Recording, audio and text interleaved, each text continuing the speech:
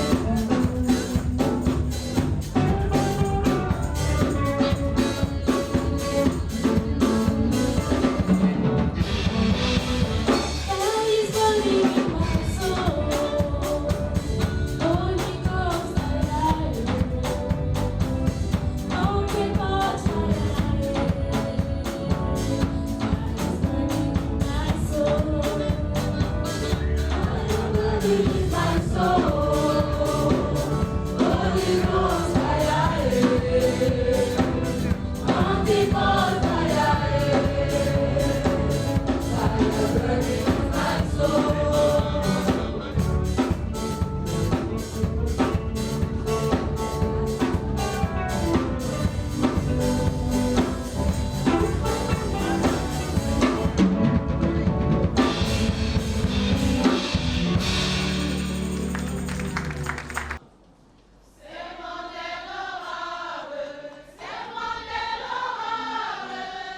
le soleil luit, quand le soleil luit.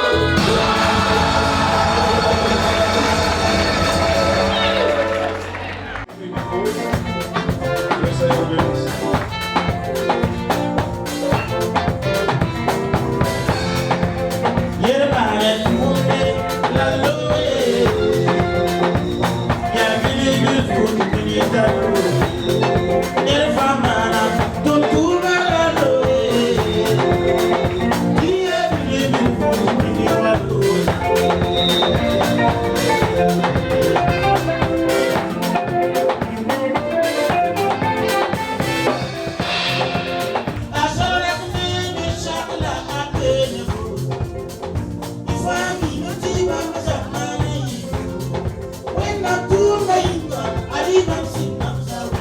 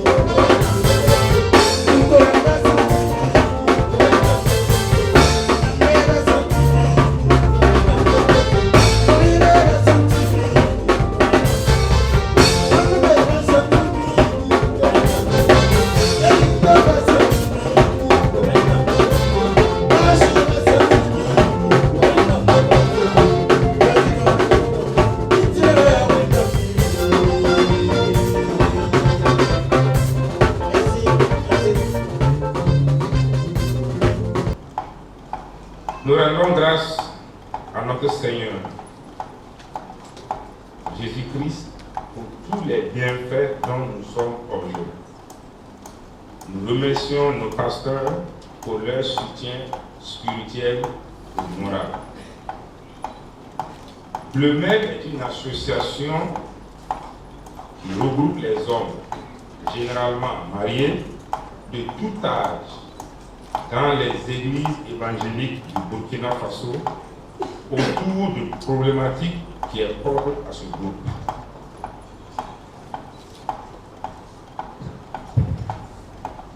Le MED a des buts et des objectifs. Essentiellement, il y a 4 buts. Intéresser les hommes à toutes les activités de l'Église et à leur mobilisation autour de ces activités. Au réveil spirituel des églises, à la croissance spirituelle des églises, au développement sous toutes les formes, à la formation de l'homme responsable et intègre, aussi bien en famille, à l'église que dans la société. C'est ce qui a été dit tantôt dans la leçon du midi. Comme objectif, je ne vais pas tous les citer, mais essentiellement 2. C'est l'entraide aux personnes handicapées et les exclus sociaux. C'est l'intervention en cas de calamité naturelle et ou catastrophique aux personnes se trouvant dans cette situation. Le thème de la journée est tiré du livre de 1 Roi 19, verset 7, nous interpelle à plus d'un titre. Au regard des buts et des objectifs précédemment énoncés, il me semble opportun de nous rappeler que le chemin est encore long.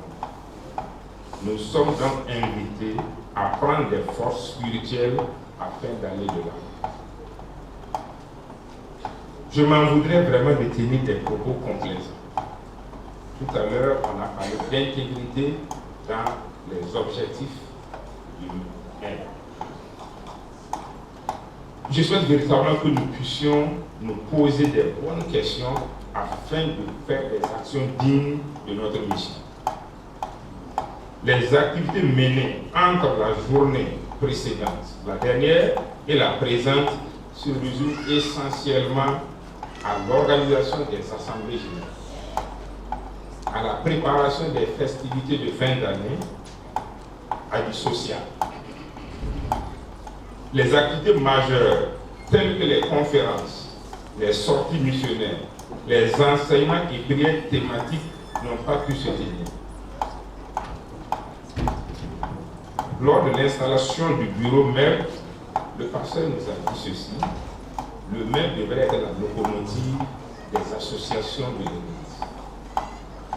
La locomotive se caractérise par cette capacité, c'est une machine qui a cette capacité à générer une force, de manière à entraîner l'ensemble des wagons, la JAD, l'ASC et le DENA à son rythme. La locomotive est cette machine qui est assez singulière. Elle est devant, elle tire les autres. Elle peut être derrière et propulser également les autres. Le maire devrait être leader dans l'Église. Parce qu'en tant qu'homme, nous avons cette position naturelle de leader. Alors, le leadership se définit justement par cette attitude que nous devons développer afin de mobiliser, de fédérer et d'entraîner le groupe de personnes à accompagner notre vision. Si toutefois nous arrivons à définir notre vision. La question que je me pose, c'est quel héritage nous comptons laisser à l'Église et à la relève.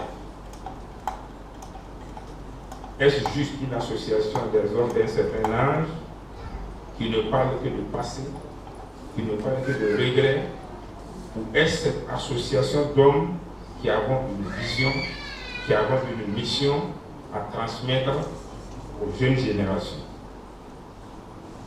Lorsque nous ne serons pas encore au devant du maire, ceux qui vont venir, que diront-ils de nous qui sommes aujourd'hui à la responsabilité?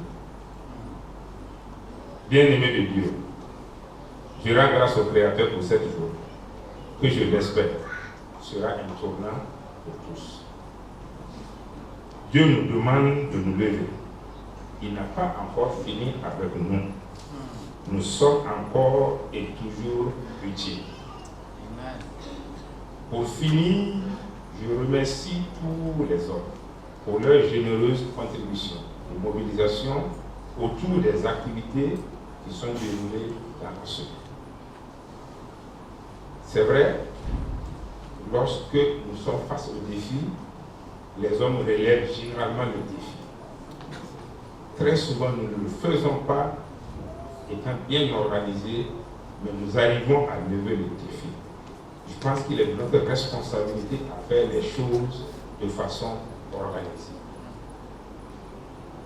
Je voudrais remercier également l'ASC et la JAD pour leur engagement aux côtés de leur époux, ça c'est l'ASC, aux côtés de leur père, frère, ça c'est ceux de la JAD, car vous avez été fortement mobilisés le mardi, le vendredi et le samedi surtout pour la réussite de nos activités. Je crois, nous sommes une famille et nous devons demeurer une famille. Le bureau même local se compose de 8 membres, élus ou choisis pour une période donnée. Les statuts nous donnent 3 ans renouvelables une fois. C'est ainsi donc que nous avons le frère Thierry Ouedraogo, qui est membre chargé des affaires. Nous avons le frère Badini Pierre, membre chargé de l'organisation. Nous avons le frère Noufou Ouedraogo, qui est le trésorier adjoint. Le frère Dipama Paul, qui est le trésorier général. Mamadou Ouedraogo est le secrétaire général adjoint. Siméon Ouedraogo est le secrétaire général.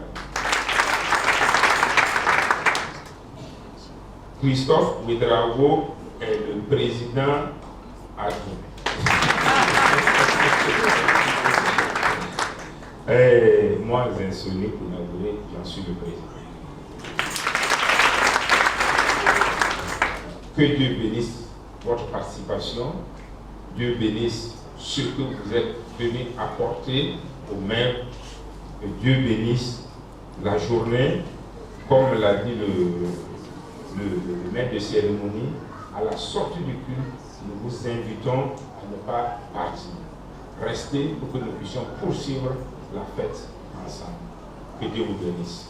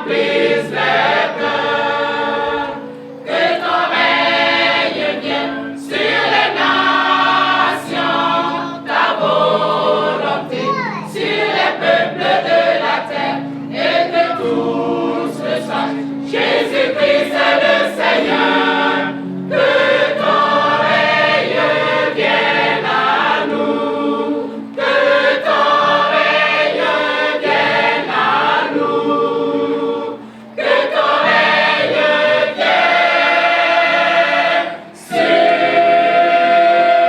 terre.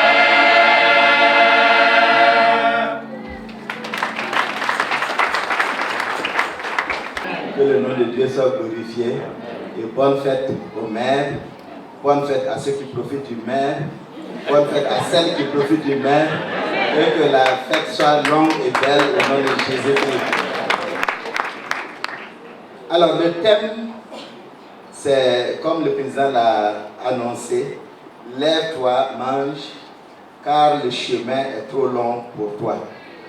Alors, avant de commencer ou d'aller au thème, j'aimerais donner quand même quelques considérations qui sont utiles pour vous et moi qui travaillons dans l'œuvre du Seigneur, que ce soit le bureau du maire, que ce soit à l'ASC, à la chorale, quelle que soit la mission que nous remplissons dans l'Église, il y a des choses qui sont importantes que nous enseigne ce passage et nous voulons les extraire avant de toucher au thème.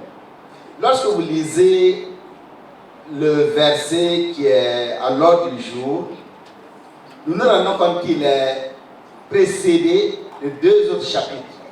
En réalité, l'histoire commence au chapitre 17, où Élie est apparu pendant le règne du roi Akab, qui avait instauré le culte de Baal en Israël. Avec sa femme Jézabel, il y avait Baal et Astarté.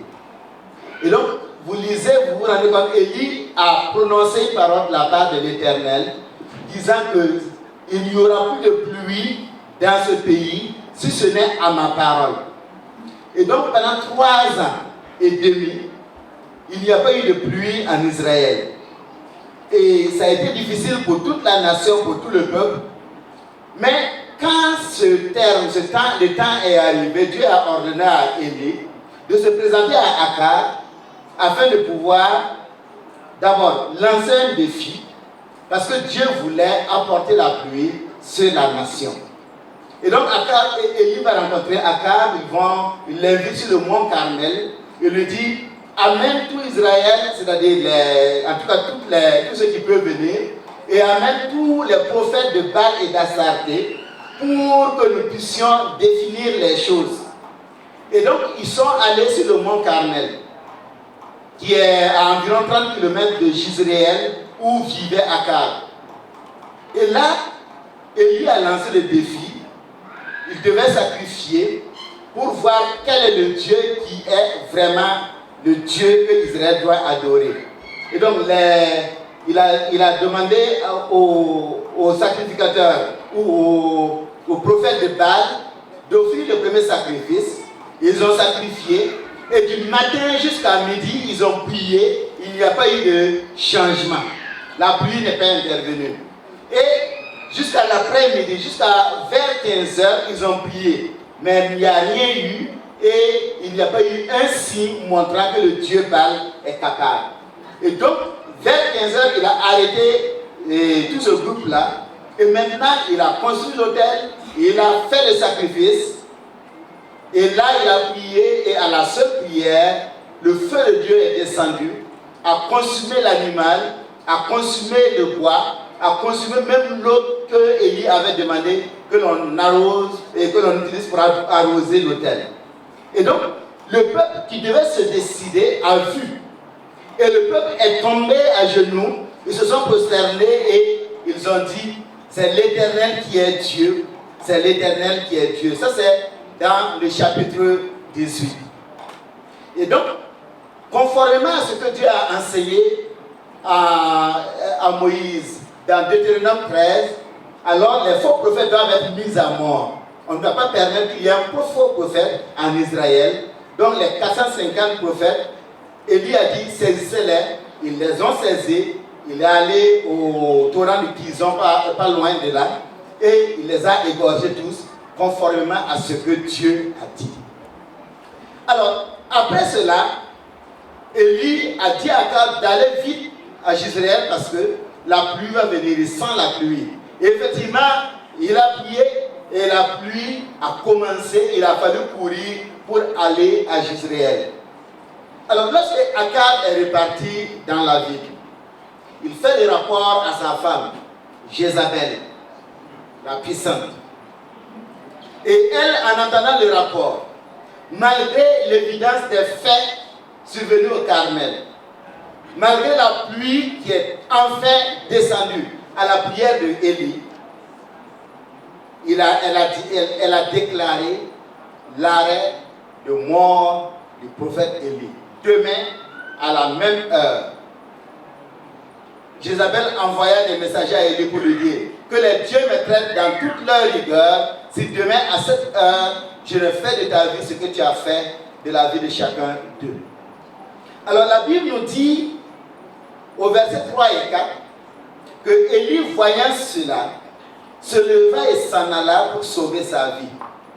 Il arriva à Beersheba qui appartient à Juda et il laissa son serviteur. Pour lui, il alla dans le désert où, après une journée de marche, il s'assit sous un genêt et demanda la mort en disant: c'est assez, Éternel, maintenant, Éternel, prends mon âme, car je ne suis pas meilleur que mes pères. Voilà ce qui précède l'événement sur lequel nous allons parler ce matin. Et la question qu'on peut se poser, c'est celle-ci. Pourquoi après un tel acte de vaillance, un acte de vaillance pour l'Éternel dans le chapitre 18, une grande victoire spirituelle, pourquoi Élie va-t-il s'enfuir lorsque Jézabel, la reine, a menacé de le mettre à mort? Est-ce qu'il a eu peur? Oui, il a eu peur. Est-ce qu'il est entré dans une dépression? Oui, il est entré dans une dépression mentale. Et le crack mental a même provoqué, c'est-à-dire ça a affecté sa perception de son rôle en Israël. Donc c'était une dépression spirituelle. Vous savez, tenu tête devant pendant 3 ans et demi à Akab. Et il était recherché pendant ces 3 années. Il était moitié dans tout Israël. Et Dieu l'avait envoyé même au nord, hors d'Israël, à Sidon, où il est demeuré pour être nourri. Et de tenir tête, lorsqu'il voit qu'en Israël, ce qui règne, c'est Jézabel et Akab, avec leurs prophètes de Baal et d'Astarté, 450 prophètes de Baal, 400 prophètes d'Astarté, ça fait mal, c'est dur à supporter. Et venir sur le mont Carmel, tenir tête devant Akab et ses prophètes, et voir tout ce qu'ils ont fait, tout le bruit qu'ils ont fait. Et le peuple qui est là, qui n'arrive pas à se décider. Il a fallu qu'Élie fasse le sacrifice, que le feu descende, pour que le peuple dise maintenant, enfin, depuis, après plusieurs années, le peuple dit, c'est l'Éternel qui est Dieu. C'est dur. C'est trop demander à un seul homme. Et même Élie a couru avec Akab. Il a couru pendant que le char d'Akab avançait à Jezreel. Élie a couru par l'Esprit de Dieu et il est allé à Jezreel avec Akab. Tous ces points, toutes ces situations ne pouvaient que créer une grosse fatigue. Fatigue spirituelle, fatigue physique, fatigue émotionnelle. Et cela a affecté sa vision. La vision même de son ministère en Israël. Ces fatigues physiques et émotionnelles agissaient comme une bombe à retardement. Et cela montrait aussi qu'en réalité, il n'est qu'un homme. Et ça montre la finitude de l'homme, les limites de l'homme. Tout ce que l'on peut trouver chez une personne qui a une dépression mentale, qui traverse une dépression mentale, était en Élie. Les personnes qui ont craqué, selon Adoul, on peut noter trois éléments, entre autres, une sensation de fatigue et d'accablement. Deuxièmement, de l'anxiété et de l'angoisse. De telle sorte que la moindre difficulté prend à leurs yeux un volume démesuré. Et ces personnes redoutent l'instant qui va suivre. Troisièmement, les personnes déprimées mentalement tiennent le même langage défaitiste. Rien ne va plus chez eux. Rien ne va dans le monde. Ils ne cessent de s'accuser et se jugent inutiles. indignes de vivre, parce qu'ils sont une loque. Ils sont des parasites dans la société. Tous ces aspects, ces éléments se trouvaient en Élie. Il était à bout. Il n'en pouvait plus après avoir mené de grandes victoires. Il fallait que Dieu intervienne pour le soutenir. Soutenir son serviteur. Pourquoi? Parce que Dieu comprend la faiblesse humaine. Dieu comprend.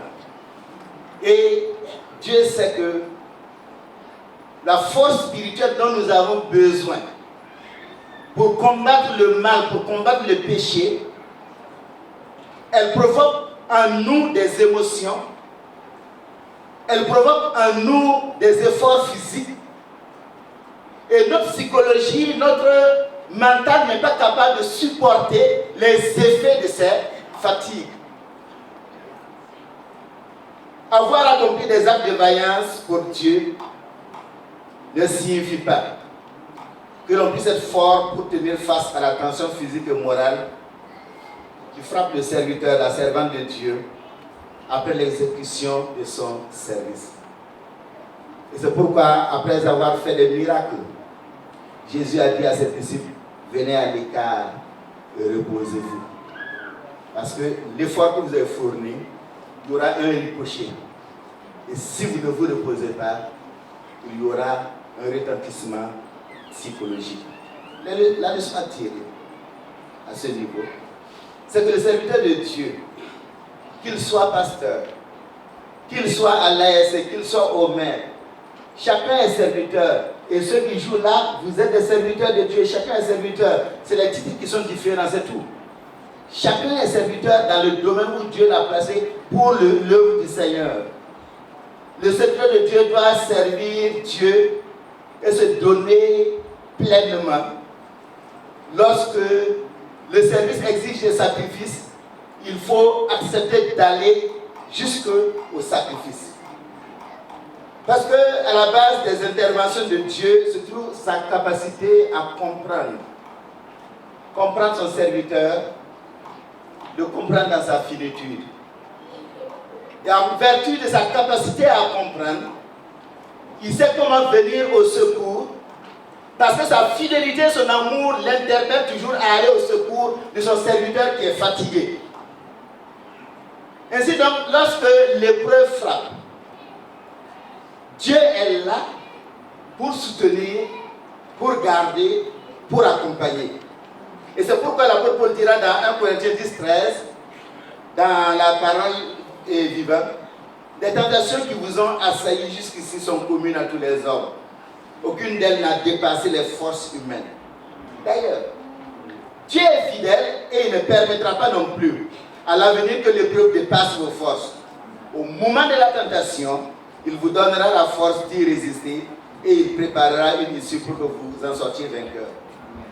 Ainsi donc, lorsque vous lisez les chapitres 17, 18 et 19, nous nous rendons compte qu'il y a un prix à payer lorsque l'on veut être un chrétien. Il y a un prix à payer lorsque l'on veut s'engager à servir Dieu. Et je le dis fortement parce que plusieurs se lèvent pour servir Dieu. Et encore plus aux hommes, c'est la journée du maire, beaucoup d'hommes se lèvent pour servir d'une manière ou d'une autre.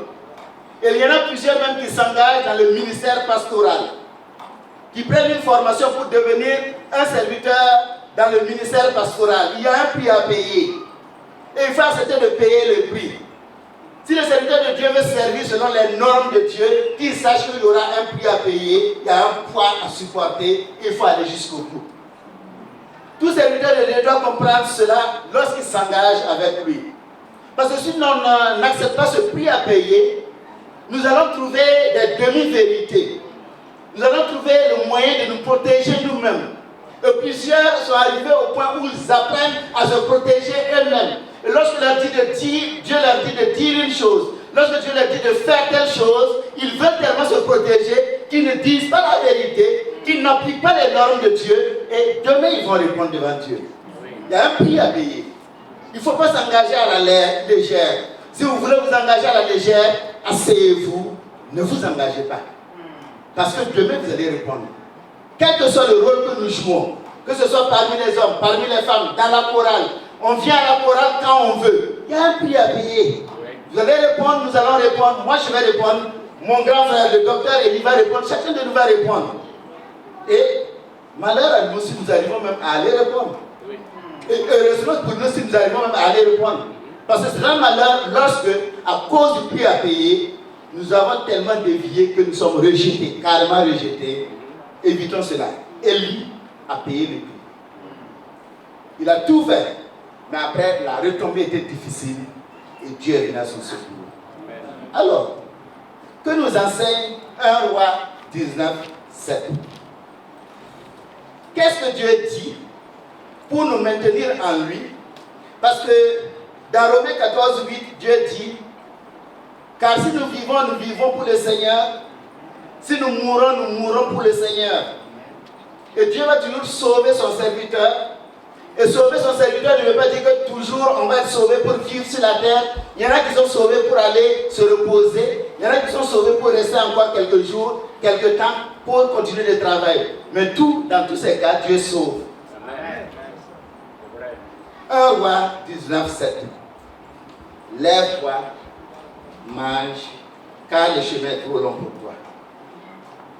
Le frère Zinsoni, président du maire, était là. Il a parlé au nom du maire et il a donné les statuts, ou du moins les buts du maire, les objectifs. Et nous l'avons bien suivi. Nous l'avons bien suivi et en le présentant, il a fait une autocritique de la mission qui leur est confiée. Il a fait une autocritique du bureau, une autocritique de leur mandat. Et ça, c'est quelque chose d'important pour pouvoir démarrer quelque chose. Reconnaître nos failles, reconnaître nos lacunes, reconnaître ce qui ne va pas et décider maintenant. Et ça change. Alors, la question de base est celle-ci. En quoi le thème de 2019 peut-il permettre au maire d'atteindre ses objectifs et ainsi justifier son utilité dans l'Église et particulièrement ici au TGV? Lorsque Élie a entendu la menace de mort de Jézabel, il s'est enfui du lieu où il vivait et il a quitté le nord pour descendre jusqu'en Juda, plus de 180 km. Et quand il est arrivé à Beersheba, et là il a laissé son serviteur pour continuer maintenant vers le désert.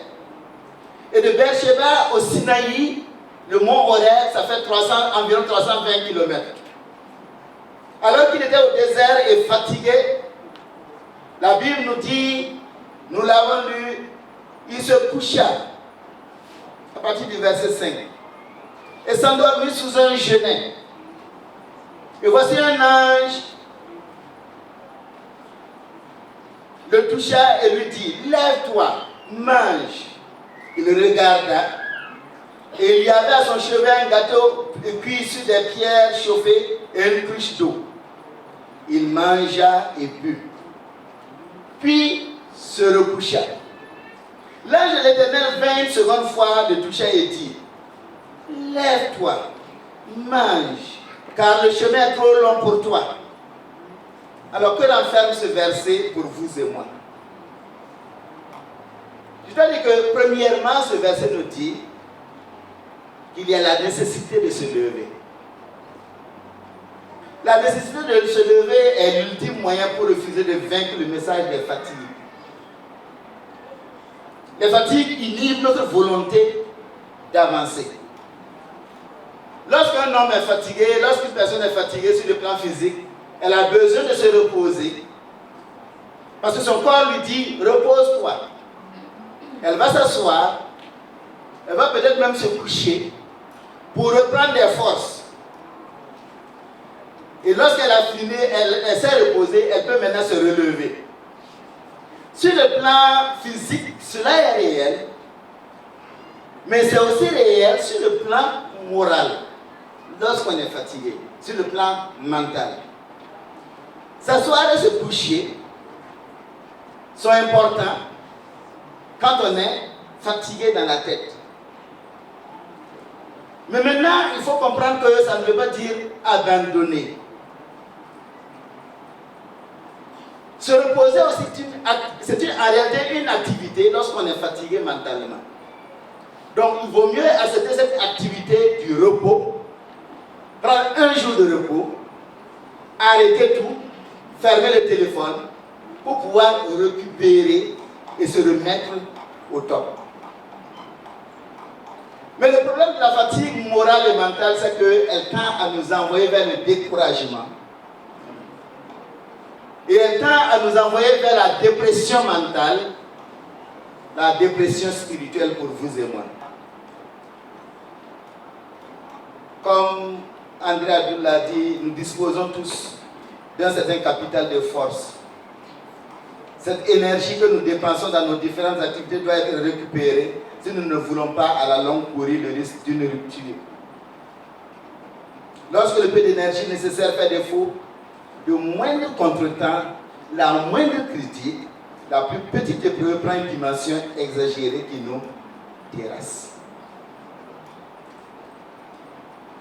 La dépression spirituelle incite à un abandon de la bataille.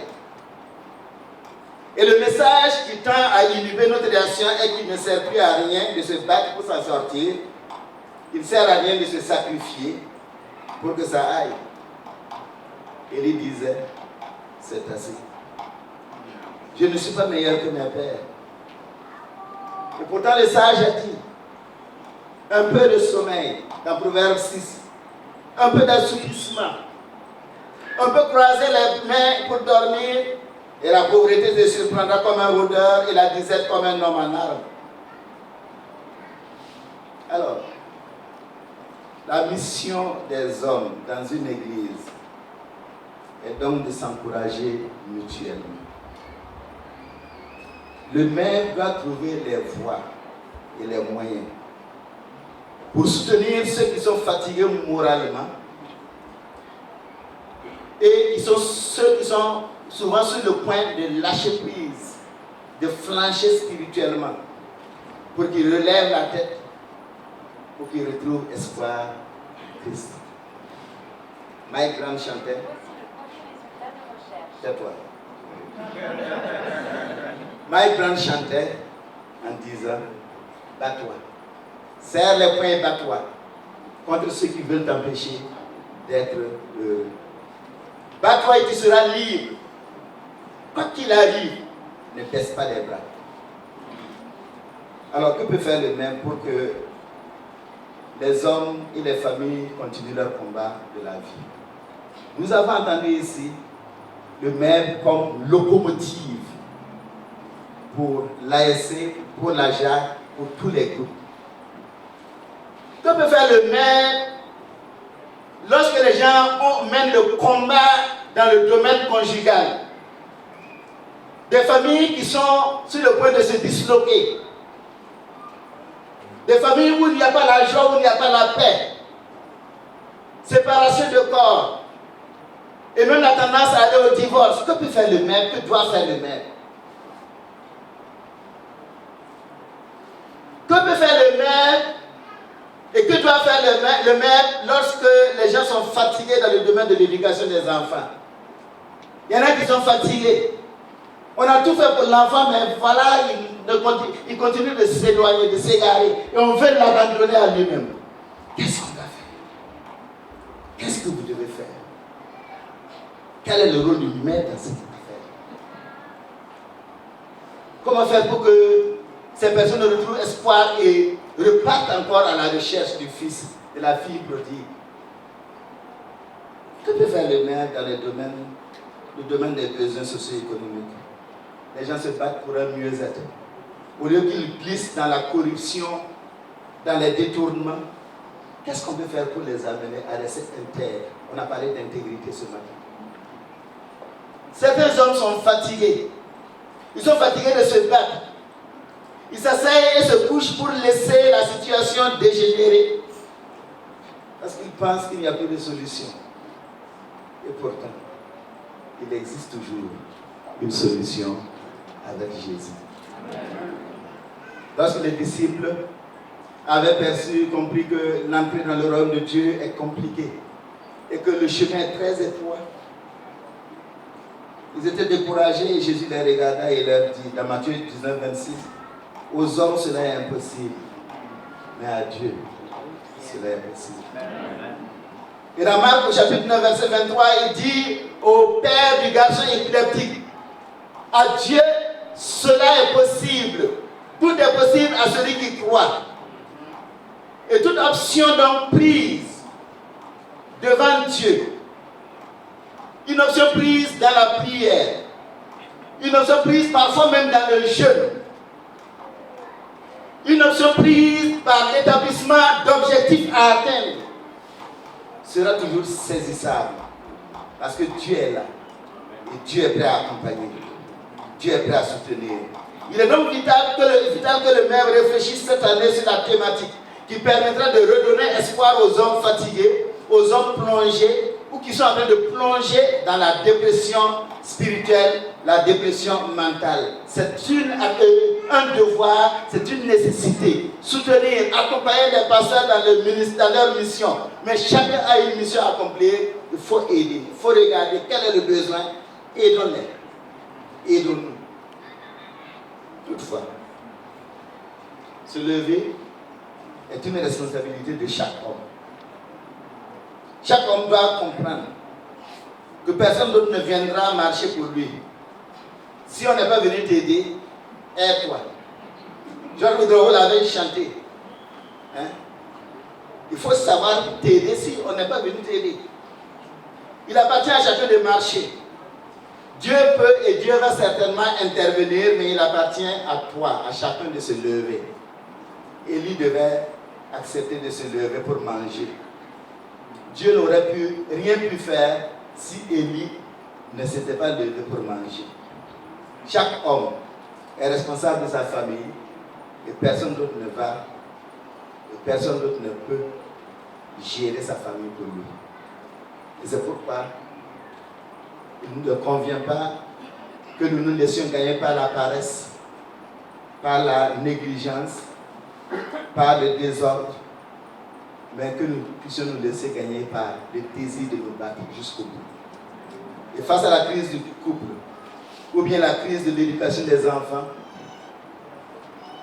personne n'aura raison de dire, voilà, à cause de ceci, j'ai eu raison, j'avais raison de m'arrêter. Effectivement, tu as raison de t'arrêter, mais c'est faux. Tu n'as pas raison de t'arrêter. Il faut se sacrifier. Il faut aller jusqu'au bout. Et c'est en allant jusqu'au bout que l'on peut dire plus tard que voilà, je suis en train de me battre jusqu'à présent. Malgré les échecs que j'ai échoué, je me bats toujours et je vais gagner. Et Dieu vient aider celui qui se bat toujours. Les hommes doivent se rappeler que leur victoire d'aujourd'hui va aussi, la manière dont nous nous battons en tant qu'hommes. Nous donnons un modèle à nos enfants. Nos enfants nous regardent nous battre. Ils nous regardent nous lancer dans la vie à cause de la famille, de notre maison. Et lorsque papa et maman se battent pour arriver jusqu'au bout, les enfants apprennent la leçon. Et c'est ce dont ils ont besoin plus tard pour eux aussi réussir dans la société. Malheureusement, voilà ce qu'on fait aujourd'hui avec nos sociétés, où surtout la corruption a gagné, beaucoup ont gagné de l'argent gratuitement. On trouve des terrains en pagaille pour les enfants, on construit en pagaille pour les enfants. C'est pas mauvais si vous pouvez construire, si vous pouvez donner. Mais bien aimé, ce qu'il faut donner aux enfants, c'est le courage, la volonté de se battre, la volonté d'aller jusqu'au bout.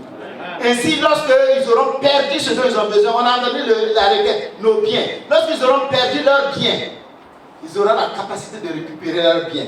Parce qu'ils travaillent, ils se battent pour y arriver. Mais lorsque vous donnez des maisons, ça peut être bon. Mais si vous n'avez pas construit dans son mental, il va vendre la maison et puis allez voir. Ça se voit, non? Et beaucoup de sociétés dans nos pays ne durent pas après la mort du père. Papa est mort, on distribue les maisons, on distribue les biens, et puis la société est morte comme ça. Pourquoi? Les parents n'ont pas construit dans le mental de leurs enfants. On ne donne pas des biens, on donne un mental bien construit. Deuxièmement, la nécessité de manger. Pourquoi mange-t-on? Si on se lève, oui, mais il faut manger. Pourquoi est-ce qu'on mange? La simple observation, nous le savons, on mange pour vivre. Et quand on refuse de manger, on perd petit à petit la vie, et puis ainsi de suite, mort peut s'en suivre si personne n'intervient. Lorsqu'une personne est fatiguée, il y a des types d'aliments utiles pour répondre au type de fatigue en cours. Parfois, on peut se coucher, s'asseoir et ça suffit. Parfois, il faut se coucher. Parfois, il faut boire de l'eau tout simplement. Parfois, il faut ajouter quelque chose à l'eau. Vous entendez la sœur dire qu'il y a un plat spécial qu'elle a préparé, parce que ce serait sûrement consistant. Elle a promis au pasteur de lui en donner, et le pasteur ne m'oubliera pas lorsqu'il aura sa part. Alors, c'est dire que manger devient nécessaire pour donner les forces. Et il y a des aliments dont on a besoin, des aliments particuliers, pour pouvoir aller jusqu'au bout. Ok? Et donc, Élie avait besoin de tels aliments. Lorsqu'il a écouté la parole de l'ange pour la première fois, il s'est levé, il a mangé, il a bu, et puis il s'est recouché. Ce n'était pas suffisant. Et puis l'ange est revenu une seconde fois. Certainement qu'il a dormi un bout de temps, il l'a laissé se reposer, et il est revenu, il lui a dit, lève-toi, mange. Et la Bible nous dit au verset 8, qu'il se leva, mangea et but. Et avec la force que lui donna cette nourriture, il marcha 40 jours et 40 nuits jusqu'à la montagne de Dieu à Horeb, au Sinaï. Bien-aimés, de quoi les hommes ont-ils besoin pour faire face à la vie? Telle est la question que chacun doit se poser, et telle est la question que les responsables du même doivent se poser. Telle est la question que chaque responsable doit se poser. De quoi ils ont besoin pour répondre au problème de la crise dans la famille? De quoi ils ont besoin? De quoi ils ont besoin pour savoir comment continuer toujours à espérer dans l'éducation des enfants, se battre, aller jusqu'au bout? De quoi ils ont besoin pour que les gens n'aillent pas à perdre leur intégrité? Quelqu'un disait quand on donnait le nom du Burkina, si on s'appuyait sur le verset 15 de Somme, l'intégrité aurait tout son sens. De quoi les gens ont besoin pour aller jusqu'au bout? De quoi donc les hommes doivent se nourrir pour ne pas succomber face aux tendances à la dépression? Burnier, dans la Bible online, nous dit que la force dont Dieu revêtit Élie par un seul repas est une belle image de l'effet que peut produire une seule prédication, un mot de la Sainte Écriture. Bien-aimés, le repas que Dieu offre pour nous maintenir en vie, c'est sa parole. Amen. La parole de Dieu est un des éléments fondamentaux, c'est l'élément fondamental, et à cela on peut ajouter la bonne lecture, les bonnes lectures. La parole de Dieu. Le message biblique est clair quant à la capacité de la parole de Dieu de nous construire et nous conduire à la victoire. Vous pourrez lire à la maison Deutéronome 11, verset 18 à 25, où Moïse a dit, mettez dans votre cœur et dans votre âme ces paroles que je vous dis. Vous les lirez comme un signe sur vos mains, et elles seront comme des frontaux entre vos yeux. Vous les enseignerez à vos enfants. Car si vous observez tous ces commandements que je vous prescris, l'Éternel chassera devant vous toutes ces nations. Josué 1:8. Que ce livre de la loi ne s'éloigne point de ta bouche. Médite-le jour et nuit pour agir fidèlement selon tout ce qui y est écrit. Car c'est alors que tu auras du succès dans tes entreprises. C'est alors que tu réussiras. On parle de prospérité, prospérité, prospérité. Voilà, si tu fais ça, tu seras prospère. C'est faux. C'est marcher selon Dieu qui rend prospère à la manière de Dieu, pas à la manière des hommes. Il y en a qui veulent partir. On était à vélo, du coup on veut aller en V8. Ça ne marche pas. Il faut aller un peu. Dieu ne mélange pas les choses. Il vous fait avancer un peu pour que vous soyez intelligent, pour que vous soyez intelligent. Sinon, du vélo à la V8, on devient stupide.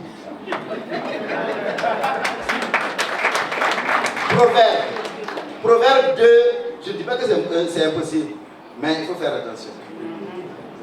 Proverbe 2, verset 1 à 17, que vous pourrez lire à la maison. Mon fils, si tu reçois mes paroles, et si tu gardes avec toi mes préceptes, si tu appelles la sagesse, si tu la cherches comme l'argent, si tu la poursuis comme un trésor, le temps qu'on passe pour trouver l'argent, le temps qu'on passe pour trouver les trésors, si on prend ce temps aussi pour étudier la parole de Dieu, voyez la différence que ça va faire dans nos vies. Psaume 1, verset 1 à 4. Heureux l'homme qui ne marche pas selon le conseil des méchants, et il dit au verset 2, qui trouve son plaisir dans la loi de l'Éternel et qui la médite jour et nuit. C'est-à-dire, la parole est en moi et puis je la ressasse. Chaque jour, j'ai lu une portion et je ressasse cela durant toute la journée. Il devient comme un arbre qui est au bord de l'eau. Et l'arbre qui est au bord de l'eau produit de l'ombre. Ça produit des fleurs. Et les fleurs produisent des fruits. Avec les fleurs, on a du miel.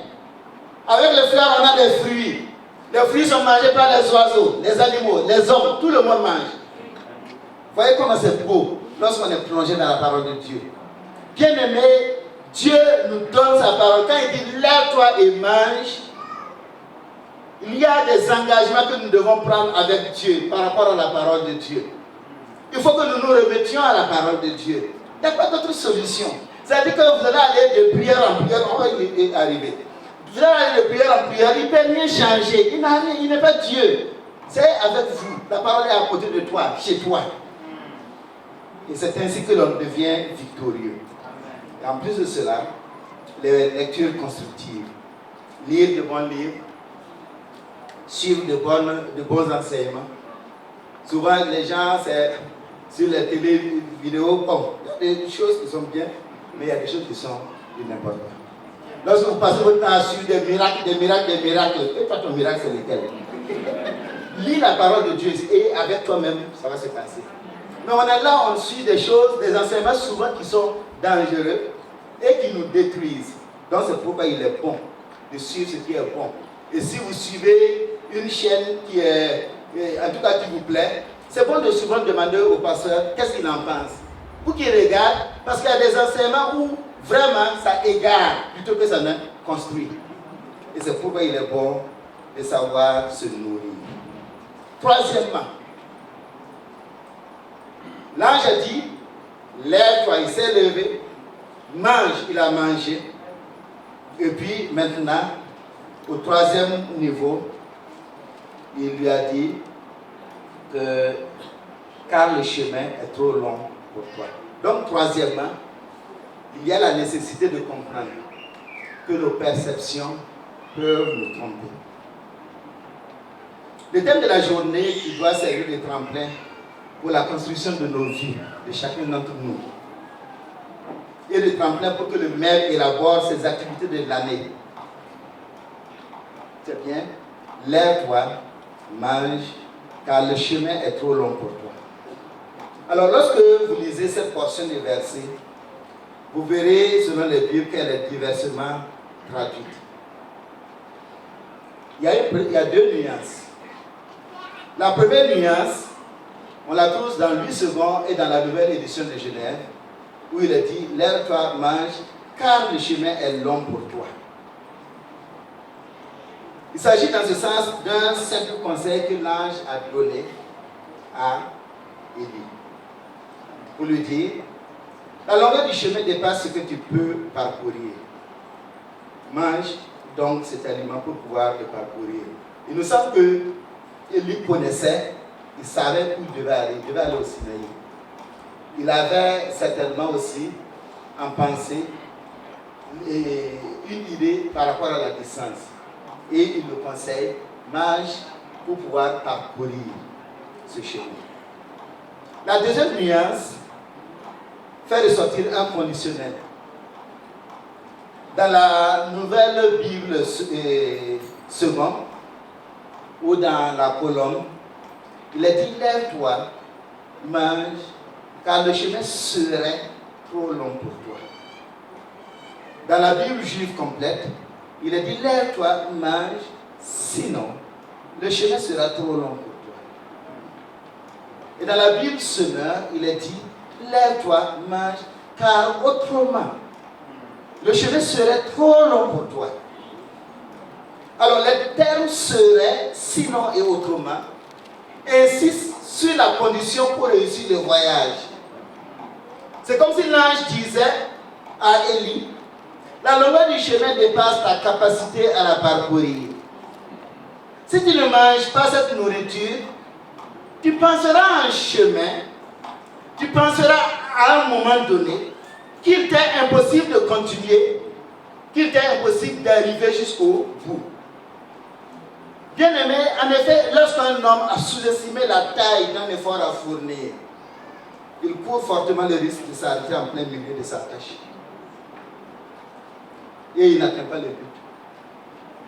Et dans un tel cas, il perd non seulement son argent, il perd son temps, il perd tout ce qu'il a investi. Parce qu'il n'a pas terminé, il a sous-estimé. Et devant les hommes, il perd aussi sa respectabilité. Et c'est à cause de cela Jésus a dit, dans Luc au chapitre 14, verset 28 à 32, lequel de vous, s'il veut bâtir une tour, ne s'assied d'abord pour calculer la dépense et voir s'il a de quoi la terminer. De peur qu'après avoir posé les fondements, il ne puisse l'achever, et que tous ceux qui le verront se mettent à le railler en disant, cet homme a commencé à bâtir et il n'a pu achever. Ou quel roi, s'il veut faire la guerre à un autre roi, ne s'assied d'abord pour examiner s'il peut, avec 10 000 hommes, marcher à la rencontre de celui qui vient l'attaquer avec 20 000. S'il ne le peut pas, tandis que cet autre roi est encore loin, il lui envoie une ambassade pour demander la paix. Nous, hommes qui sommes là, on sait ce que ça veut dire construire. Tous ceux qui ont construit savent ce que ça veut dire construire. On vous a donné le devis, ça fait 3 millions. Et c'est clair. Ou bien, frères insoumis, vous êtes dedans. 3 millions. Et vous avez rangé vos 3 millions, vous êtes tranquille. Et pendant qu'on fait les travaux, on continue. Et puis à un moment, on dit, ça va manquer. Ça va manquer là, c'est pas 100 000, c'est pas 200 000, c'est 500 000, c'est 700 000. C'est pas vrai?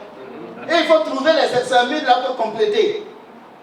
Mais si vous n'avez pas ça, votre travail s'arrête en cours de route. Et on va dire qu'il a commencé, il n'a pas terminé. Bien aimé, si nous sous-estimons la longueur du chemin, nous allons nous perdre. Le chemin serait long si tu ne prends tes précautions. De la même manière, Élie doit comprendre que s'il ne mange pas comme il faut pour la deuxième fois, même si le chemin était court, à un moment il va se rendre compte que c'est difficile d'arriver jusqu'au bout. Et il risque de s'arrêter. Et l'ange lui a dit la deuxième fois, mange encore, mange. Il faut prendre suffisamment de force. Parce que la longueur du chemin nécessite que tu ajoutes quelque chose. De la même manière, nous, enfants de Dieu, hommes et femmes, parfois nous disons quelques versets nous suffisent. Connaître quelques versets bibliques ne suffit pas pour faire face aux défis spirituels qui viendront demain. Et vous et moi, vous savez, nous savons tous que la séduction de Satan a pris une telle ampleur. Et sa séduction est si forte que depuis un certain temps, il y a de nouveaux évangiles qui viennent vers nous. Des enseignements séducteurs qui trompent. Et aujourd'hui, on a tellement de gens qui veulent des promesses. Et ceux qui font la ronde des prières prophètes, ils partent, ils reçoivent des promesses et ces promesses ne s'accomplissent pas. Parce que ce n'est pas Dieu, c'est lui qui a fait pour vous aider. Ça ne va pas s'accomplir. Des fausses prophéties. Et lorsque vous écoutez, c'est vraiment beau, ça semble divin, mais c'est faux. C'est de la séduction. Des faux évangiles qui deviennent légion. On dit, si tu es chrétien, tu seras riche. Si tu es chrétien, tu ne vas pas tomber malade. Et puis votre père qui est chrétien est mort du cancer. Ça veut dire quoi?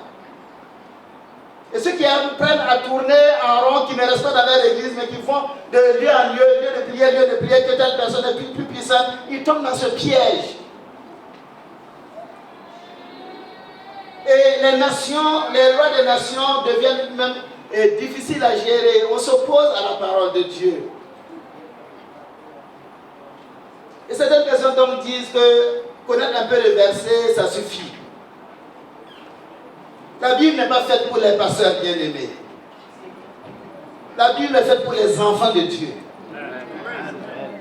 La Bible est faite pour chacun d'entre nous qui sommes là. Si vous dites que c'est les pasteurs qui doivent connaître la parole de Dieu et vous enseigner, vous êtes perdus. Parce que nous-mêmes, on peut vous égarer. Et même dans les assemblées de Dieu, on a des gens qui égarent des gens, des pasteurs qui égarent des gens. Donc il faut connaître sa Bible pour pouvoir tenir ferme. Tant qu'on ne connaît pas la Bible, tant qu'on ne consomme pas suffisamment la parole de Dieu, on va arriver à un moment sur le chemin. Ce qu'on nous a dit de faire, ce que le prieur m'a dit de faire, ce que l'interprète t'a dit de faire, tu as fait, tu as mis tous tes efforts et ça n'a pas marché. Et tu es fatigué et tu t'arrêtes. Tu t'assois. Tu te couches. Et à force de ne pas manger, tu meurs spirituellement. Et beaucoup ont perdu la foi parce qu'ils ont pris des fausses promesses, des faux enseignements. Ils ont cru qu'aller vers telle personne, ils vont avoir Dieu. Dieu n'est pas là-bas. Dieu est sur le mont Sinaï. Et le mont Sinaï est dans ta chambre. Le mont Sinaï est dans ta chambre. Tu te mets à genoux devant toi, Dieu va te parler. Tu n'es pas un ennemi de Dieu, tu es un enfant de Dieu. Comme moi, je suis un enfant de Dieu. Personne n'est supérieur à l'autre ici. Le frère qui joue ici, je ne suis pas supérieur à lui parce que je suis pasteur. On est enfant de Dieu au même niveau. Mais j'ai la responsabilité d'enseigner et puis il a la responsabilité de jouer. C'est tout. C'est pas plus que cela. Donc, lorsque nous ne lisons pas la parole de Dieu, nous nous laissons égarer. Et quelqu'un vient dire des choses agréables, surtout les prieurs prophètes. Ils disent de belles choses. Tout le monde est content. Personne n'était, il y avait la mort ici. Et on a chassé l'esprit de la mort. Et vous allez mourir. C'est la réalité. Donc, en fait, nous cherchons les belles paroles. Mais ces belles paroles ne nous construisent pas. Parce qu'elles ne vont pas empêcher que la volonté de Dieu s'accomplisse. C'est pourquoi nous devons être attachés à la parole de Dieu. Si nous sommes attachés à la parole de Dieu, que nous vivions ou que nous mourions, nous sommes au Seigneur. C'est la gloire et la grâce de Dieu. Bien-aimés, si vous ne mangez pas suffisamment, si nous ne mangeons pas suffisamment, à un moment, on a tellement entendu des choses, on a appliqué les systèmes et on est fatigué. Tout notre argent allait vers la personne. Et il y en a même qu'on a séparé de leur famille en leur disant qu'il y a un sorcier. On a séparé de leur église en disant qu'il y a un sorcier dans l'église. Et vous cherchez le sorcier. Et désormais, votre enfant ne va pas toucher quelqu'un. Et puisque vous vous méfiez, le fait de se méfier tue votre amour. Et puisque votre amour meurt, le diable va vous avoir. C'est simple. Donc, connaissons la parole de Dieu. En conclusion, le rôle de chaque homme, c'est de se nourrir pleinement de la parole de Dieu. Vivre de la parole de Dieu. Et personne ne viendra te nourrir à ta place. Personne ne viendra lire la parole de Dieu à ta place. C'est à toi de faire un effort. Faire un effort pour pouvoir rester debout. Et rester dans la course. Et je voudrais dire ce matin à celui qui est fatigué. Jésus a dit, confiez-moi vos nerfs brisés, vos nerfs fatigués. Lorsque vous êtes fatigué, confiez-vous. Jésus est capable et il est prêt à intervenir. Et il va soutenir. Je te soutiendrai. Je te nourrirai par ma parole qui est vie et qui donne la vie. Il n'y a pas quelqu'un qui va s'approcher de Jésus pour demander du secours sans recevoir ce secours. Il est disponible pour chacun. Et au maire, aux responsables du maire, vous avez été choisi pour soutenir l'Église en servant les hommes durant les temps de votre leadership. Si vous voulez vraiment être utile à votre Église, observez les besoins des hommes, observez les besoins des familles. Voyez quelle est la préoccupation qui ronge les gens. Quels sont les problèmes? Problèmes de foyer? Quel type d'enseignement apporter pour aider dans les problèmes de foyer? Problème d'éducation des enfants? Quel type d'enseignement apporter pour aider?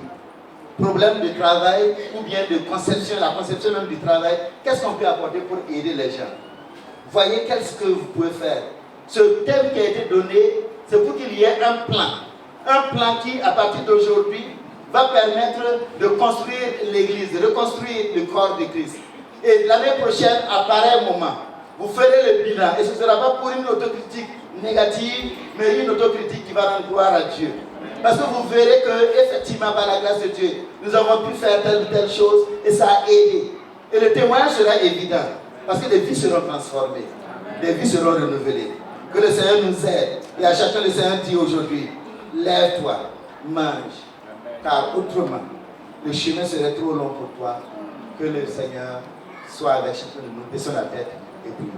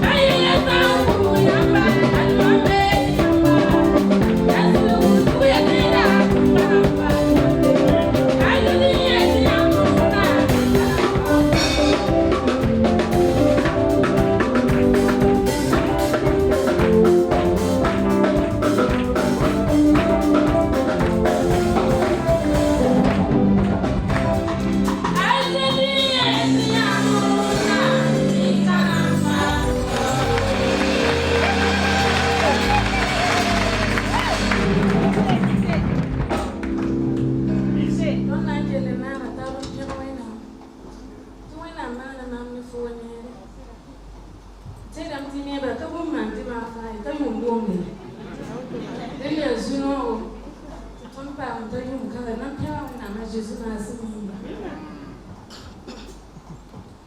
Mampeda wena bimainga amna pusa baraka wena bimainga ya mampeda wena ya bimakuinga ya na pusa baraka wena bimainga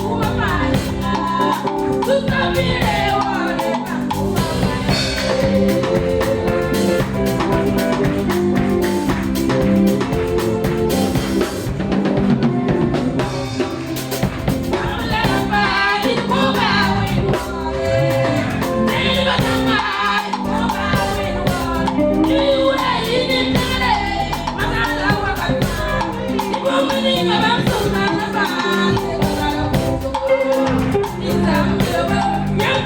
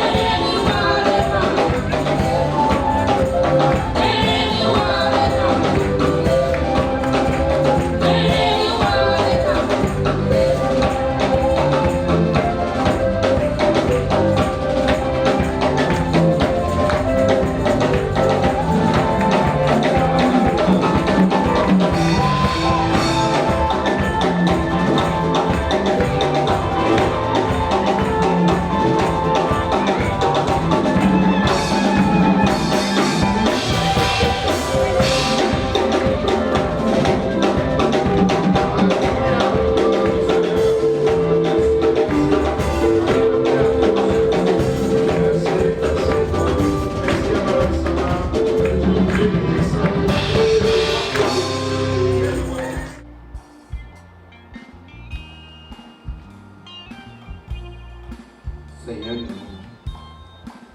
bénissons ton nom parce que tu n'appelles pas des hommes, des personnes qui sont capables. Tu n'appelles pas des personnes qui ont tous les talents, tous les dons, toutes les compétences. Mais tu appelles simplement des enfants de Dieu. Et tu les appelles pour pouvoir les équiper de la puissance du Saint-Esprit. Pierre et Jean étaient des pêcheurs de poissons, mais ce qu'ils ont fait surpasse ce que les grands théologiens peuvent réaliser. Nous croyons donc que ces hommes que tu as choisis pour diriger le mouvement des hommes sont des hommes que tu peux équiper et que tu vas équiper. Tu vas les équiper parce que tu as la volonté de les utiliser. Leur désir, c'est de faire ce qui te plaît. Et ils l'ont dit ici, ils veulent vraiment te servir.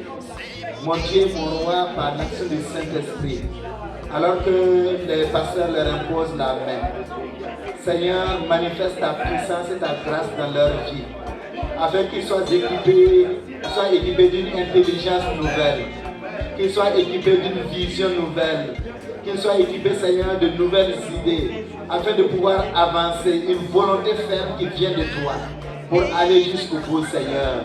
Nous te les confions dans leurs faiblesses, dans leurs limites, pour que toi tu les rendes capables de réaliser ton projet. Ton nom sera béni dans cette église. Et l'année prochaine, à pareil moment, on dira, voilà ce que tu as fait. Tu as réalisé des œuvres merveilleuses à travers des hommes que tu as choisis.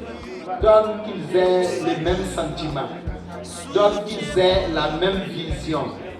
Donne qu'ils marchent main dans la main. Donne qu'ils puissent, mon Dieu, mon roi, être une équipe, une vraie équipe qui gagne avec toi. Merci pour l'action du Saint-Esprit. Au nom de Jésus-Christ. Amen. Soutiens-moi, car je ne suis qu'un homme accessible à toute faiblesse.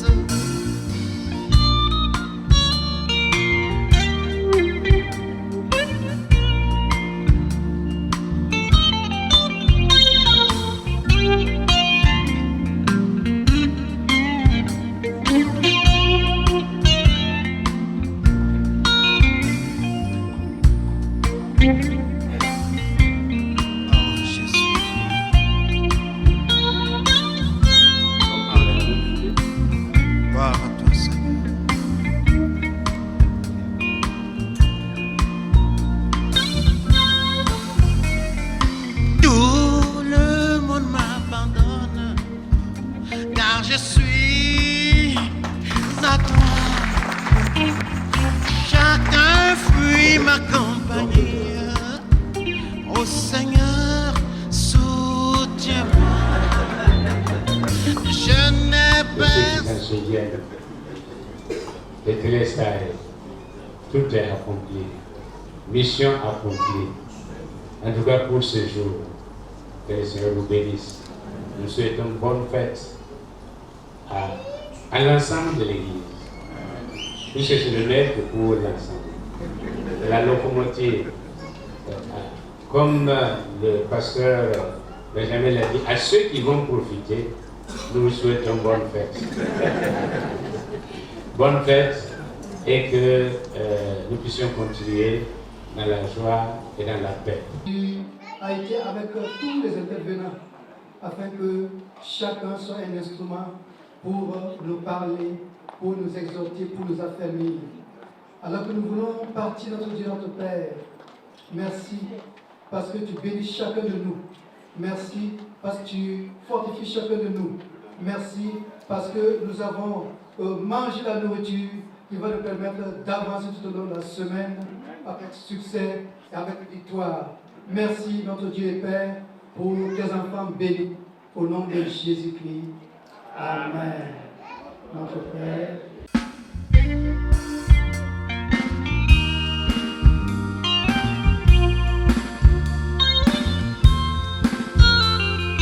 Tout le monde m'abandonne, car je suis à toi. Chacun fuit ma compagnie. Ô Seigneur, soutiens-moi. retiens-moi.